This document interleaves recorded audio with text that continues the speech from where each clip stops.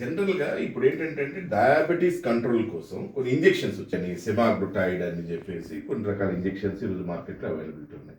యాక్చువల్‌గా ఇది రిసర్చ్ మాలిక్యూల్‌గా అమెరికాలో ఫస్ట్ దాన్ని లాంచ్ చేశారు.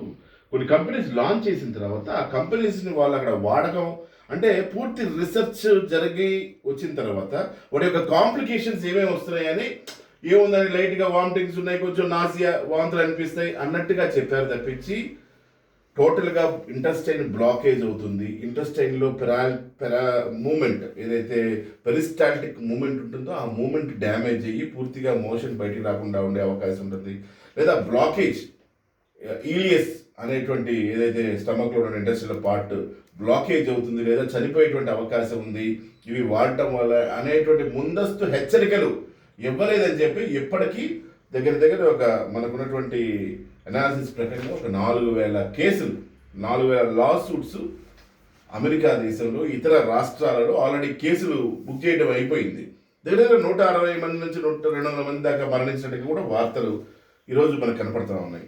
ప్రధానంగా వీటి పేర్లకు వచ్చేసరికి నిన్న చెప్పినట్టుగా ఓజెంపిక్ అని చెప్పేసి, తర్వాత సెమాగ్లుటైడ్ అని చెప్పేసి, తర్వాత మొంజారోలో టెజామెప్టైడ్ అని చెప్పేసి, ఇలా రకరకాల ఇంజెక్షన్స్ ఇదివరకు ఓన్లీ రిసర్చ్ మాలిక్యూల్గా ఉంది. ఇప్పుడు అవి రిసర్చ్ మాలిక్యూల్ హోదా కోల్పోయిన తర్వాత అది ఇప్పుడు ప్రస్తుతం ఏ మాలిక్యూల్గా జెనరిక్ మాలిక్యూల్గా తయారైంది. ఇప్పుడు ఏమవుతుంది, ఎందుకు వీళ్ళని నిషేధం ఎందుకు విధించారంటే వీటిలో ప్రధానంగా వచ్చేటువంటి సమస్య కంటి చూపు పోవడం. ముందు టెంపరీ అన్నారు, తర్వాత అది పర్మనెంట్గా కంటి చూపు ఆప్టిక్ న్యూరైటిస్ వచ్చి కంటి విజన్ లాస్ పోతూ ఉంది. అదేవిధంగా స్టమక్ పెరాలసిస్కి గురై గ్యాస్ట్రో పారాసిస్ అంటాం కండిషన్, పారాసిస్కి గురయ్యి పూర్తిగా మోషన్కి ఏదైతే మనకి పెరిస్టాల్టిక్ మూమెంట్స్ కావాలో స్టమక్లో ఇంటెస్టైన్స్లో ఆ పెరిస్టాల్టిక్ మూమెంట్స్ లేకుండా పోతున్నాయి, అదొక సమస్య. అంతేకాకుండా ఇంకా ప్రధానంగా చూస్తే ప్యాంక్రియాటైటిస్ అంటే ప్యాంక్రియాస్ డ్యామేజ్ అయ్యేటువంటి అవకాశం ఉంది. పూర్తిగా ప్యాంక్రియాస్ పాడైపోయి పూర్తిగా ఇన్సులిన్ డిపెండెంట్గా వెళ్ళిపోయేటువంటి అవకాశం ఉంది పేషెంట్. యాక్చువల్గా తయారు చేసింది ఆ షుగర్ కంట్రోల్ చేయడం కోసం, అలాంటిది దీనివల్లే పొటెన్షియల్గా ఆ ప్రాబ్లం వస్తుంది. అలాగే డీప్ వెయిన్ థ్రాంబోసిస్ అంటే పల్మరీ ఎంబోలిజం, బ్లడ్ క్లాట్స్ చేరటం, కాళ్ళల్లో బ్లడ్ క్లాట్స్ చేరటం, రక్తనాళాల్లో బ్లడ్ క్లాట్స్ చేరటం, తర్వాత పంటి సమస్యలు, కంటిన్యూస్గా నాజియా, కంటిన్యూస్గా వామిటింగ్స్, పొద్దుగులు వామిటింగ్ చేసుకుని దాని ద్వారా కూడా మెటబాలిజంలో తేడా వచ్చి ఎలక్ట్రోలైట్ ఇంబ్యాలెన్స్ వచ్చి చనిపోయేటువంటి అవకాశాలు. ఇలాగ అనేకమైనటువంటి కారణాలు, నిద్ర లేమి రావడం కానివ్వండి, సైకోసిస్ రావడం, ఇది కంటిన్యూస్గా వాడటం వల్ల సైకోసిస్ వచ్చి సైకోసిస్లో చనిపోయేటువంటి అవకాశం, వాళ్ళు సైకోసిస్ సూసైడల్ టెండెన్సీస్ రావడం. అలాగే చూస్తే నేను చెప్పినట్టు non arthritic anterior ischaemic optic neuropathy అనేటువంటి ఐ రాటింగ్ అంటే కుళ్ళిపోయేటువంటి ఆ కళ్ళు లాగా తయారయ్యేటువంటి అవకాశం. ఇలాగ కంటి చూపు మొదలుపెట్టి కంటి చూపు నయం ప్రధానం అన్నిటికంటే, అలాంటిది కంటి చూపు డ్యామేజ్ అయిపోయి తర్వాత ప్యాంక్రియాటైటిస్ వచ్చి అంటే ప్యాంక్రియాస్ మొత్తం డ్యామేజ్ అయిపోయి, అదేవిధంగా గాల్ బ్లాడర్ స్టోన్స్ ఫామ్ అయ్యి గాల్ బ్లాడర్ డ్యామేజ్ అవ్వడం, అదేవిధంగా ఇంటెస్టైన్స్ డ్యామేజ్ అవ్వడం, ఇంటెస్టైన్స్ బ్లాకేజ్ కావడం, దాని వల్ల ఆపరేషన్ ద్వారా ఆ ఇంటెస్టైన్స్ని కట్ చేసేటువంటి అవకాశం ఉంది. సో ఇన్ని రకాల ప్రాణాంతకమైనటువంటి కాంప్లికేషన్స్ ఇవన్నీ చూస్తే మీకు ప్రాణం పోయేటువంటి కాంప్లికేషన్స్గా మారినటువంటి ఈ తరుణంలో వీటి మీద డీసీఏ కానివ్వండి, లేదు ఇప్పుడు ఇతర దేశాల్లో చూడండి 4,000 కేసులు కోర్టులో ఉన్నాయి. అప్పుడు వాళ్ళు అడుగుతుంది ఏంటంటే ఇప్పుడు సిగరెట్ హానికరం అని క్లియర్గా కనిపిస్తుంది, మనకి ఊపిరితిత్తులు పాడైపోతాయని చెప్తున్నారు. అదేవిధంగా ఇది వెయిట్ లాస్ చేస్తుంది అని మనం ఒకటి చూస్తూ ఉంటే వెయిట్ లాస్తో పాటు ఫ్యాట్ లాస్తో పాటు మజిల్ లాస్. మీరు చాలామంది ఈరోజు ప్రముఖులు సెలబ్రిటీస్ చాలామంది, నేను పేర్లు చెప్పాను కానీ చాలామంది ప్రముఖులు వాడి మీరు చూస్తే వాళ్ళ బొగ్గలన్నీ సొట్టలు పోయి కొంతమంది అయితే హెచ్ఐవి పేషెంట్లా తయారైనట్టుగా కనపడుతూ ఉంది.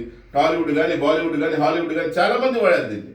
ముందు తెలియక ఇప్పుడు తెలిసిన తర్వాత డాక్టర్ల పర్యవేక్షణలో మాత్రం ఎప్పుడైతే మీకు ఈ గ్యాస్ట్రిక్ డిస్టర్బెన్సెస్ వస్తాయో, కంటిన్యూస్గా నాసియా వామిటింగ్ లాంటి సమస్య వస్తాయి, ఇవి ఎప్పుడైతే ఎక్కువ వస్తాయో అవి కంటిన్యూస్గా ఉన్నప్పుడు ఎలక్ట్రోలైట్ ఇంబ్యాలెన్స్ అయిపోయి హైపోగ్లైసిమియా కావచ్చు, లేదా హైపర్ గ్లైసిమియా కావచ్చు. షుగర్ బాగా పెరిగిపోవచ్చు, షుగర్ బాగా తగ్గిపోయి కూడా హైపోగ్లైసిమియాలోకి వెళ్ళిపోయి కోమలోకి వెళ్ళి చనిపోయేటువంటి అవకాశం.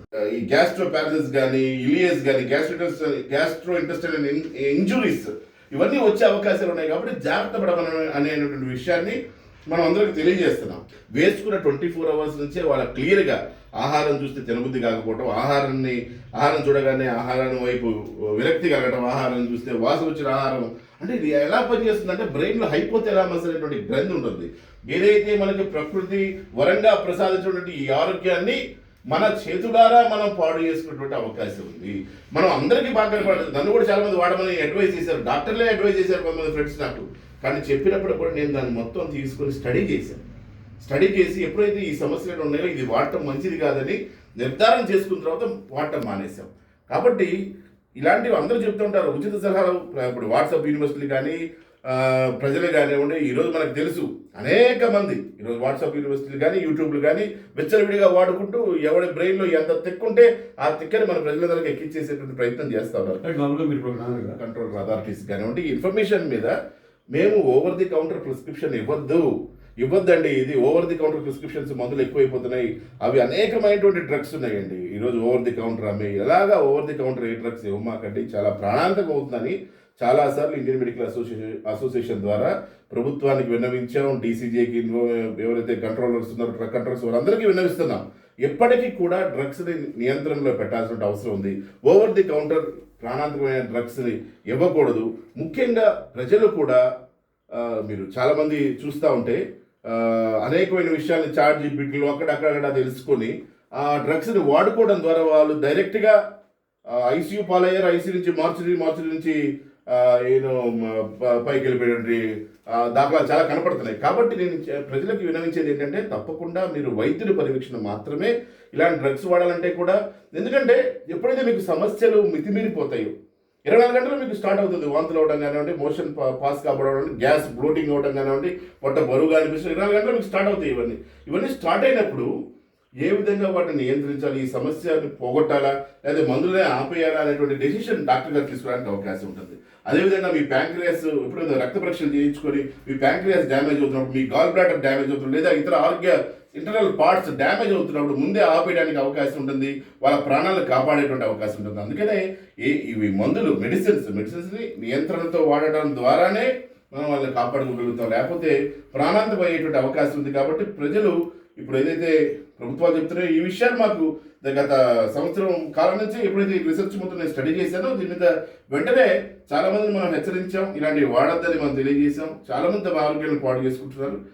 అందరికీ బాగా కనపడాలని, సన్న కనపడాలని, లేదా ఇంకో కనపడాలి. కానీ మీరు షార్ట్ కట్ మార్గాలలోకి వెళ్తే మీ ప్రాణాపాయం వస్తుంది. షార్ట్ కట్ మార్గాలు కాదు, మీరు రెగ్యులర్గా వ్యాయామం చేయటం, ఆహార అలవాట్లో మార్పులు తీసుకురావడం, ప్రోటీన్ డైట్, ఫైబర్ డైట్ రిచ్గా తీసుకొని ప్రోటీన్, ఫైబరు, లో కార్బోహైడ్రేట్స్ తీసుకొని చక్కటి నిద్ర, 8 గంటల నిద్ర. స్ట్రెస్ ప్రధానమైనటువంటి పాత్ర పోషిస్తుంది. కాబట్టి మానసికమైనటువంటి స్ట్రెస్ని తగ్గించుకుంటూ మంచి ఆహారపు అలవాట్లు, మంచి లక్షణాలు, క్రమశిక్షణమైనటువంటి మంచి లక్షణాలతో జీవించగలిగితే మంచి ఆరోగ్యం వస్తుంది. కాబట్టి అవి స్టాండర్డ్ గైడ్లైన్స్. ఎప్పటికైనా కూడా మనం ఎంత ఇవన్నీ ఫాలో అయినా కూడా, ఇవన్నీ చేసినా కూడా వీటి వల్ల నష్టమే తప్పించి ఇలాగ అనేక మంది ఈరోజు మనకి సోషల్ మీడియాలో రకరకాలుగా వెయిట్ తగ్గిస్తాం, చిక్కులు తగ్గిస్తామని రకరకాల ఆర్గనైజేషన్స్, అది కొబ్బరి నూనె తాగే వాళ్ళు కావచ్చు, లేదా వ్యతిరేకంగా ఇంకొకటేమో ఓన్లీ కాయలు తినండి, పండ్లు తినండి అని రకరకాలుగా చెప్పేవాళ్ళు బయలుదేరారు. అనేక మంది ఉన్నారు. కొంతమంది ఆయిల్ పుల్లింగ్ అని, కొంతమంది నీళ్ళే తాగండి అని అందరూ వెళ్ళిపోయారు. కాబట్టి ప్రజలు తెలియాల్సింది ఏంటంటే ఆహారపు అలవాటు అన్నది, శరీర తత్వం అన్నది, మన జెనెటిక్స్, మన ఆహార పదార్థాలు, మన కల్చర్తో కూడినటువంటి మన సాంప్రదాయాలతో ఆహార పదార్థాలు తినడం అనేది మన సాంప్రదాయాలతో కూడినటువంటి అంశం. కాబట్టి దీంతో ప్రజలు చాలా జాగ్రత్తగా ఉండి తమ ఆరోగ్యాన్ని కాపాడుకోవాలి.